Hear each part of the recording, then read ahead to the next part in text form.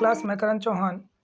आज हम लोग नेक्स्ट टॉपिक पढ़ेंगे, equation of a plane passing through two given point and perpendicular to a given plane. Equation of a plane passing through two given point and perpendicular to a given plane topic है आज का हमारा, equation of plane passing through two given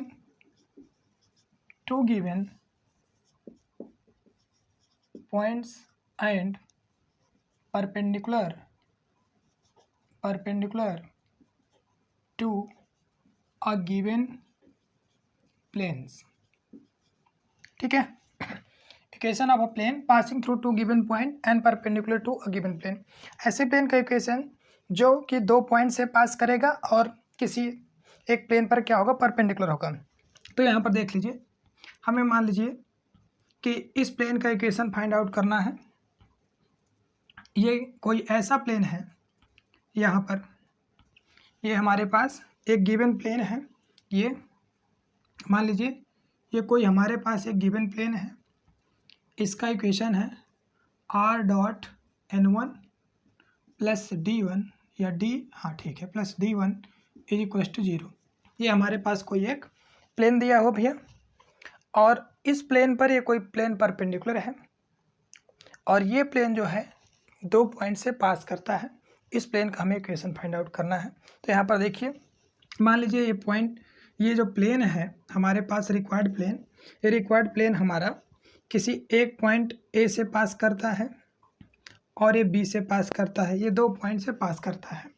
तो इस plane पे कोई भी line होगी, मान लीजिए इस पॉइंट का ए का पोजीशन वेक्टर हमारे पास ए होगा और पॉइंट बी का पोजीशन वेक्टर बी होगा। तो यहाँ से अगर हम ए बी एक वेक्टर होगा, ठीक है, ए बी एक वेक्टर होगा जो लाइन ए बी के अलॉन्ग होगा। जैसे देख लीजिए यहाँ पर हमारे पास एक प्लेन ये है, इस प्लेन पे एक पॉइंट यहाँ पर होगा और एक पॉइंट यहाँ पर होगा। तो इन दोनों पॉइंट को अगर मिलाएंगे तो एक वेक्टर मिलेगा जो कि इसी प्लेन पे लाई करेगा, इसी प्लेन पे लाई करेगा। और इस प्लेन का जो नॉर्मल होगा भैया, इस प्लेन का ये नॉर्मल जो होगा इस पर क्या होगा, परपेंडिकुलर होगा। तो यहाँ पर देखिए हमें क्या चाहिए, किसी भी प्लेन का इक्वेशन फाइंड आउट करने के लिए हमें प्लेन पर एक पॉइंट चाहिए और नॉर्मल चाहिए। तो इस प्लेन का हमें नॉर्मल चाहिए। तो यहाँ पर देखिए ये जो नॉर्मल होगा प्लेन का, ये प्लेन का नॉर्मल होगा, मान लीजिए इसको n, और इसी n को हमको क्या करना है, फाइंड आउट करना है। और यहाँ पर ये जो हमारे पास प्लेन दिया हुआ है r.n1 plus d1 is equal to 0, इसका जो नॉर्मल है वो हमारे पास ये n1 है, n1 दिया है। तो यहाँ पर देखिए ये हमको ये भी दिया है कि ये दोनों प्लेन आपस में क्या है, परपेंडिकुलर है। अगर दोनों प्लेन आपस में परपेंडिकुलर हैं तो इनके नॉर्मल भी परपेंडिकुलर होंगे, यानी कि n.n1 इज इक्वल टू 0 होगा। यहाँ से फिर से देखिए n.n1 इज इक्वल टू 0 होगा। और यहाँ से जो वेक्टर ए बी होगा, ये लाइन ए बी के अलॉन्ग अगर दो पॉइंट है, दोनों पॉइंट को जोड़ेंगे तो एक वेक्टर ए बी मिलेगा हमको। ये वेक्टर ए बी जो है डॉट एन ए भी क्या होगा, 0 होगा, क्योंकि ये वेक्टर ए बी जो है इसके इस रिक्वायर्ड प्लेन के क्या है, नॉर्मली है, परपेंडिकुलर है। तो ए बी डॉट एन भी क्या होगा, 0 होगा। फिर से हमारे पास ऐसी कंडीशन कभी भी आए, किसी एक वेक्टर का दो वेक्टर्स के पास, दो वेक्टर के साथ डॉट प्रोडक्ट क्या है, 0 है, तो हमारे पास ये जो वेक्टर n हो जाएगा यहाँ से वो क्या हो जाएगा, n1 क्रॉस ए बी हो जाएगा। तो नॉर्मल हमको मिल गया यहाँ पर।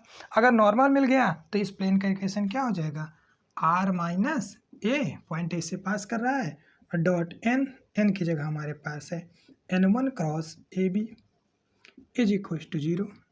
और चाहे पॉइंट बी भी रख सकते थे इसी में आप, तो इसको r माइनस बी डॉट यहाँ पे n1 cross A B is equal to 0 भी लिख सकते हैं। ठीक है, तो देखिए यहाँ पर लेट कर लीजिए भैया, let required plane passing let normal vector मान लीजिए पहले प्लेन पर, let n be the normal vector to the required plane, let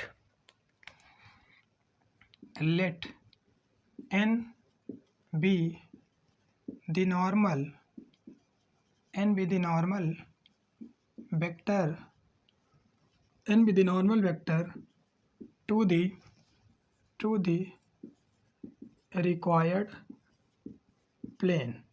n be the normal vector to the required plane passing through two points A and B with position vectors A and B respectively. ठीक है, respectively लिख देते हैं, ठीक है, A and B respectively. Therefore क्या हो जाएगा, required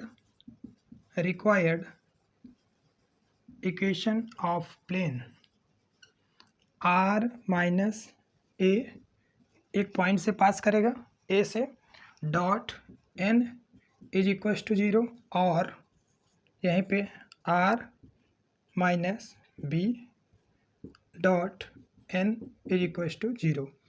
ये एक ही प्लेन है, ठीक है. तो यहाँ पर देखिए भैया, हमको क्या करना है, इस n को निकालना है. तो यहाँ पर आप ध्यान से देखिए, यहाँ से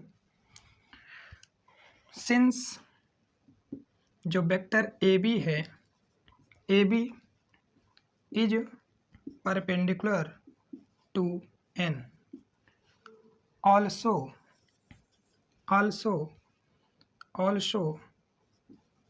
प्लेन फर्स्ट, ये प्लेन फर्स्ट इसको नाम दे दीजिए, plane first is perpendicular to star, star पे भी परपेंडिकुलर है. तो यहाँ से क्या हो जाएगा, n dot n1 is equal to 0 and n dot AB is equal to 0. Clear. तो ये दोनों 0 हो गया. इसको यहाँ पर आप फर्स्ट मान लीजिए, इसको सेकंड मान लीजिए. तो फ्रॉम फर्स्ट एंड सेकंड क्या हो जाएगा, n is equal to n1 cross AB हो जाएगा, n is equal to n1 cross AB हो गया. तो therefore required equation of plane क्या हो जाएगा यहाँ से, देयरफॉर रिक्वायर्ड इक्वेशन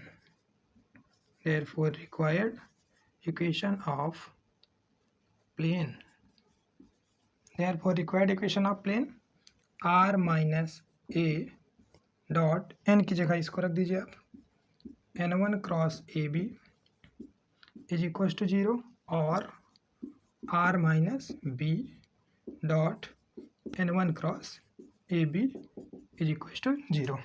ठीक है भैया, कुछ करना नहीं है.